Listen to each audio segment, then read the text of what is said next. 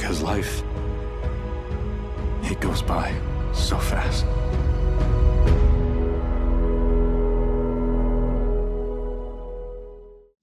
Welcome back, everyone. It's Charlie. Superman and Lois just released their final episode ever of the series, so press F to pay respects to the Arrowverse. It's officially the end of the era of DCTV on the CW.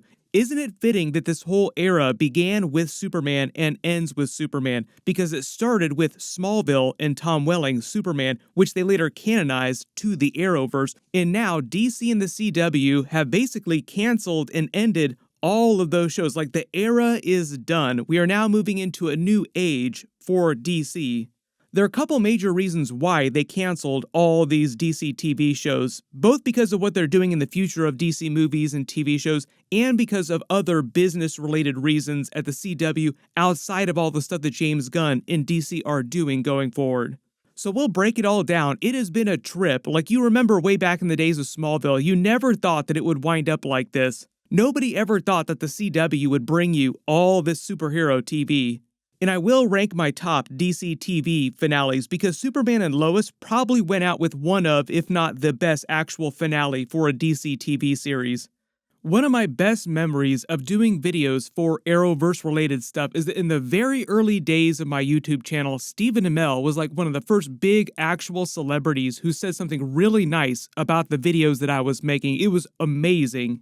I had a ton of fun doing DC TV videos for all the shows over the years, and I will always continue to do DC TV videos for like the future incarnations of the DC universe. Most TV series, even the good ones, tend to have very bad finales. Check notes, looks at you, Game of Thrones. No one is immune to the curse of the strong start but the terrible, terrible finale. But occasionally you do have shows like Superman and Lois that do manage to land the plane without totally crashing to the ground or overstaying their welcome in running for too many seasons, which has been the curse of a lot of Arrowverse shows. Superman and Lois also did the rare thing that a lot of other DC TV shows did not do, in that it wasn't afraid to actually permakill Superman. It gave him a definitive ending instead of what most superhero TV shows do, particularly DC TV shows, leaving the characters out. Like Oliver on Arrow did die, but then he became the Spectre, explaining how even though he did die, he can still come back anytime that they want, because now he's a cosmic character, literally the avatar of God's wrath in the DC universe. Or you have shows like The Flash, where they try to give the character what I feel like was a big mistake ending, and they try to give him a very saccharine version of an ending where he's just happy with his family and it's just any other day inside that Earth. But at the end of Superman and Lois, Superman defeats the final boss form of Doomsday with everyone's help, who in this universe is actually Bizarro, who Lex Luthor turned into Doomsday. I thought it was a cool twist behind the Doomsday origin. They even give Bizarro a close to his arc in a satisfying way too, where he briefly remembers his life before he turned into Bizarro then Doomsday, before everything went wrong for him, making it seem like he finally wanted to die, like he finally wanted it to all be over, so he wanted Superman to push him into the sun. Superman then beats the crap out of Lex Luthor, who finally wears the power suit from the comics. Lex gets thrown in prison for the rest of his life, this time no chance of parole. They make it seem like he eventually dies in prison, too. When he first gets thrown back in, though, Bruno Mannheim tells him that he's going to make his life for him in there very unpleasant. All his wealth and power won't help him anymore.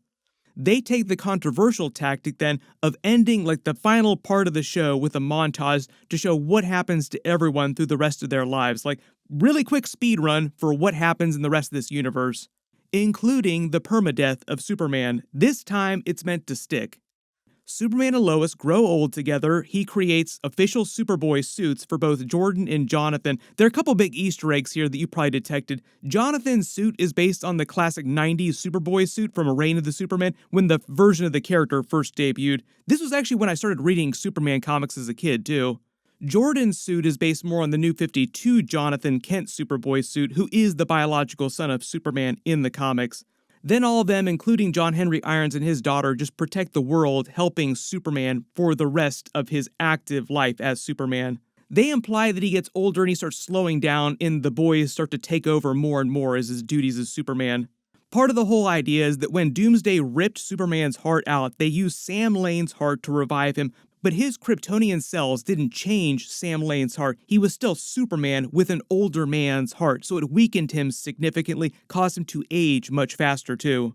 Under normal circumstances, Superman ages so slowly that he doesn't live forever. He's not immortal, but his lifespan makes him seem functionally immortal.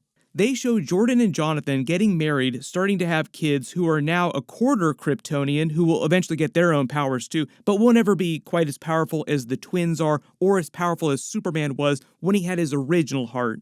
Lois Lane's cancer comes back. I think around her 60s, she winds up passing away. Superman continues living without her into his 70s, gets a dog, names it Krypto, of course. We're actually going to see Krypto in the upcoming Superman movie with David Corenswet. Then his heart gives out, and he almost dies the exact same way that his father, Jonathan Kent, died in the exact same spot. It was meant to parallel his father's death. Kyle Cushing winds up getting him home, and he finally dies in bed like his mother, Martha, did, with Jordan and Jonathan there to be with him in his final moments. Then they get super meta with Ghost Superman, like he enters his spirit form and starts to transition to the afterlife, but they get super meta with it when he's crossing dimensional planes, so he starts to see this montage of older and younger versions of all these different families and people that he loves. If it wasn't clear, Lex Luthor here is meant to be dead, too. That's why he can feel Ghost Superman touching his body. So it's Ghost Lex and Ghost Superman finally making peace with each other. But because Lex is wearing black, they kind of imply that he might be in hell. So presumably at some point, Lex Luthor died before Superman in prison. This is why when he gets up and turns away, you don't see Lex sitting at the table anymore, because it was Ghost Lex. Opening the door and seeing Ghost Lois Lane is meant to be him transitioning to the afterlife plane in the DC universe. Like, this is him officially transitioning to the afterlife. With him ending using the title of the episode, it goes by so fast. Like, life goes by so fast. Ironically being because Superman is supposed to have lived almost forever.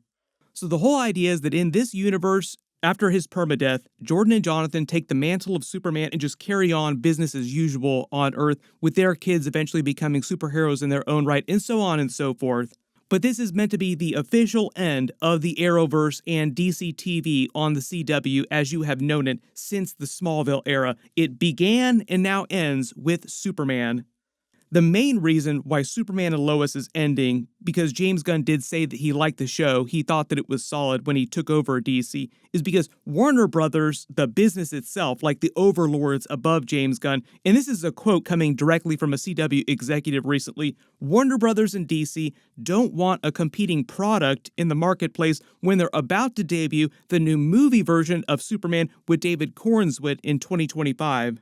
This was actually Tyler Hoechlin and Bitsy's quote about the passing of the torch to David Corenswet as his Superman takes over officially, like in the world in general. And during it, he says that David Corenswet did actually contact him directly about it in a very nice way. From the day I started this, I was always very aware of just being a small piece of a very large legacy. So there's always that idea of like passing the baton, and whenever that day came, which is now, Again, very, very honored and privileged to have been a part of this, and super happy to pass it off to David. I'm sure he's going to do a great job. He actually did send me a really nice letter as we were wrapping up, so that was really lovely of him to do. But yeah, I wish him the best, and I have no doubt they're going to be great. So it does sound like Tyler Hoechlin is totally cool with David Corenswet taking over as Superman, and for him to be the only Superman going forward. He's a real dude for that. Normally you would expect actors to be super bitter about stuff like that, but Tyler Hoechlin sounds like he's totally fine with it. Had this not gone down, like had James Gunn, DC, Warner Brothers let the show continue, they probably would have done at least 5 seasons and then ended it with that.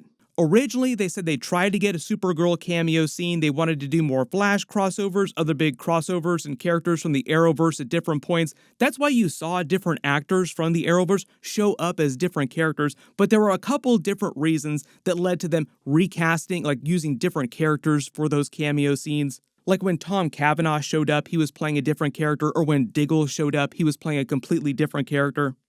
They said that after doing Crisis on Infinite Earths nearly broke them on a writer's, like a producer's level, just trying to make all the different shows work together and coexist at the same time. When they started the Superman and Lois TV show right after Crisis, the decision was made to basically just wipe the slate clean and not worry about all the Arrowverse continuity stuff. So even though technically it is part of the Arrowverse and DCTV on the CW, they tried to treat the show like it was its own separate thing.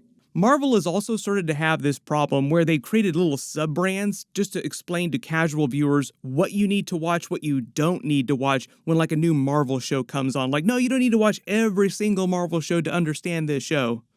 The other major business reason that killed Superman and Lois was the CW by itself, not related to Warner Brothers trying to burn itself to the ground in the last couple of years. CW sold itself to another company a couple years ago, and that new company didn't care about the teenage audience the CW had been catering to since it was created from the WB and the UPN network. This goes way back before the Smallville DCTV era began. We're talking like Gossip Girl era, even before the CW was created from the merger between the WB and UPN, like way back in Dawson's Creek era in the 90s. This new company canceled pretty much all the TV shows the CW was currently making the last couple years, even the supernatural stuff that the new show Jared Padalecki was doing that had nothing to do with DCTV. Every show, pretty much. Literally no one was safe from cancellation except for like reality programs. When this happened, a ton of Superman and Lois's budget got slashed, and the revenue stream they depended on to make the show profitable dried up. Then around that same time, James Gunn was hired to reboot the DC universe in its entirety, all the TV shows and movies, and for the most part, his tactic going forward has been to start fresh with like 90% of the characters, especially the big A-list Justice League characters, meaning Superman, like David Corenswet Superman. And now the powers that be are also deciding that the street isn't big enough to have two Supermen on it. When you zoom out and you really think about the era of DC TV between Smallville and Superman and Lois, a lot of things led to the decline of the Arrowverse in general, mostly overexpansion, like they tried to do too many shows at the same time. Greg Berlanti, for example, had something like 6 or 7, maybe more DC TV shows that were going to air at the same time, and there were so many of them that at a certain point, they just had to start saying that some of them were not set in the Arrowverse because there were so many, and all the producers didn't want to deal with all the different shows. You probably remember this in the late 2010s, like it got real crazy right around the time Crisis on Infinite Earths was happening. If they had to do it all over again, personally, and I've seen Stephen Amell talk about this after Arrow ended too, and I kind of agree with the way he talked about it, they should have just stopped when they got to like 2 or 3 shows tops, just Arrow, then The Flash, and then it should have been a Superman TV show. The problem is they had to do Supergirl because they wouldn't let them do Superman at the time because they weren't sure what they were going to do with Henry Cavill's Superman around the time they were developing the Supergirl TV show. They only let them do the Superman and Lois TV show after they'd tested out the Tyler Hoechlin Superman in a couple years after they decided they weren't really going to be doing anything with Henry Cavill Superman either. This was years before they were talking about bringing him back with the new management at DC when they were doing the Snyder Cut of Justice League. Basically, the dark times when nobody knew if you would ever see Superman in a movie ever again. That's when they said it was okay to do a Superman TV show. That being said, if DCTV, if the Arrowverse didn't try for what they did, we wouldn't have gotten Crisis on Infinite Earths, which is the most bonkers thing that you could possibly imagine. Imagine explaining this to like your 4-year-old self. There are 5 different TV shows that are all crossing over all in the same week. You will probably never see that happen again in your entire lifetime. So RIP to the Arrowverse, everyone press F to pay respects. My top 3 DC TV finales, just in general, are the Superman and Lois TV show, probably the best finale, I think, at least for right now. Then Crisis on Infinite Earths ending, that should have been an end for the Arrowverse. Like, that was a great finale bookend for the Arrowverse. It just ended it right there. The number 3 is the Smallville finale. I still like the way they ended the Smallville finale. But even though we're saying goodbye to the Arrowverse and DCTV on the CW, literally this week, we're starting the DCU, James Gunn's new rebooted DC universe with Creature Commandos, and it's been getting gangbusters reviews. Like, apparently it's a total banger. I haven't seen the episodes yet, but I will be doing episode videos for it. The way that James Gunn talked about it, the official beginning of the DCU is Creature Commandos, then the new Superman movie, then we start getting more of the big budget DC HBO shows like The Penguin, for example. Peacemaker, the Green Lantern series, there's a bunch of other stuff that they'll eventually announce in the future too. Basically just moving to that era of DCTV, like DCTV, but on HBO. It's kind of the same move that Marvel made when Disney Plus launched, so we will see what winds up happening long term. Generally, it seems like both Marvel and both DC are trying to reduce the amount of output and increase the quality by default, as opposed to, say, like DCTV and the Arrowverse, which is all about quantity over quality a lot of times. But like I said, there's a bunch of big stuff coming up. Be sure to enable alerts for my channel so you don't miss anything. Speaking of Superman-related stuff, click here to learn about Henry Cavill coming back to the Marvel Universe as a different character. In probably one of the other best superhero TV shows on TV right now that has nothing to do with DC, click here for that new Boys Season 5 teaser. Thank you so much for watching, and I'll see you guys in the next one.